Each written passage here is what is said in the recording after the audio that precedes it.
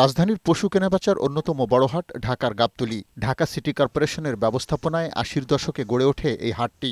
গড়ে ওঠার পর থেকে এই হাট তৃতীয় পক্ষকে বাৎসরিক ইজারা দিয়ে পরিচালিত হতো। সেই ধারাবাহিকতায় এবছরও ইজারার জন্য টেন্ডার আহ্বান করে উত্তর সিটি কর্পোরেশন। তবে নিজেদেরই অদ্ভুত এক ভুলের কারণ দেখিয়ে টেন্ডার প্রক্রিয়া বাতিল করে সংস্থাটি। সিদ্ধান্ত নেয় নিজস্ব জনবল দিয়ে হাট পরিচালনার। অনুসন্ধানে জানা যায়, আগামী এক বছরের জন্য মোট ১৪,৬১,৬৯,৩০০ টাকা সরকারি মূল্য ধরে গাবতলী হাটের টেন্ডার আহ্বান করে নিয়ন্ত্রক সংস্থা ঢাকা উত্তর সিটি কর্পোরেশন। টেন্ডারে অংশ নেয় ৫টি প্রতিষ্ঠান। এদের মধ্যে সর্বনিম্ন বিডার হিসেবে সৈয়দ আবু বকর সিদ্দিক ১৪,৬২,০০,০০০ টাকা এবং সর্বোচ্চ ২২,২৫,০০,০০০ টাকা বিড করে মেসার্স আরাত মোটর।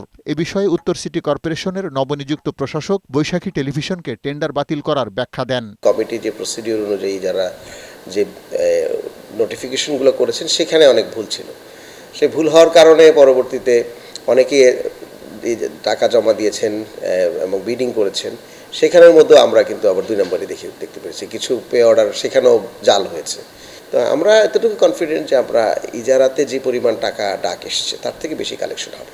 সরেজমিনে গাবতলী পশুর হাটে গিয়ে দেখা যায়, পশু বিক্রির পর হাসিলের টাকা কালেকশন সহ নানাবিধ কাজের জন্য যে পরিমাণ লোক থাকা দরকার তা সিটি কর্পোরেশনের নেই। চেইনম্যান পদধারী মাত্র একজন কর্পোরেশনের লোক সেখানে দায়িত্ব পালন করছেন। তাকে সহায়তা করার জন্য স্থানীয় ১৬ থেকে ১৮ জনের একটি দল ভাড়া করা হয়েছে।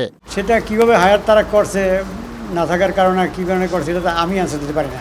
এই এলাকায় আমাদের বাড়ি, আমরা ডেলি বেসিস কাজ করি। টেন্ডারে সর্বোচ্চ দাম হাঁকানোর পরও ইজারা না পাওয়ায় আইনের দ্বারস্থ হওয়ার কথা জানিয়েছেন আরাত গ্রুপের কর্ণধার কফিল উদ্দিন। আমি গতবার প্রায় ৫ কোটি টাকা বেশি টেন্ডার দিয়েছি।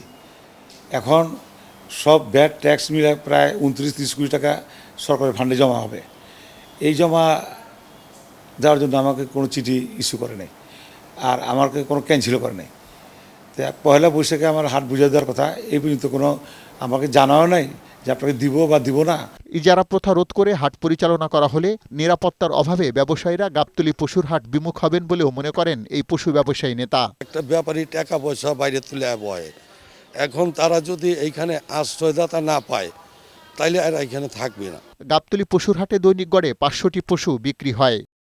১৯৮৭ সালে এই গাবতলীর গরুর হাট প্রতিষ্ঠিত হওয়ার পর থেকে কেবল এই বছর ছাড়া প্রতি বছরই কোনো না কোনো ইজারাদার প্রতিষ্ঠান এই হাটের ডাক পেতেন।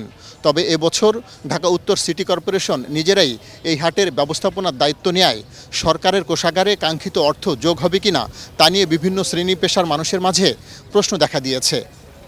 পার্থ রহমান, বৈশাখী সংবাদ, গাবতলী গরুর হাট, ঢাকা।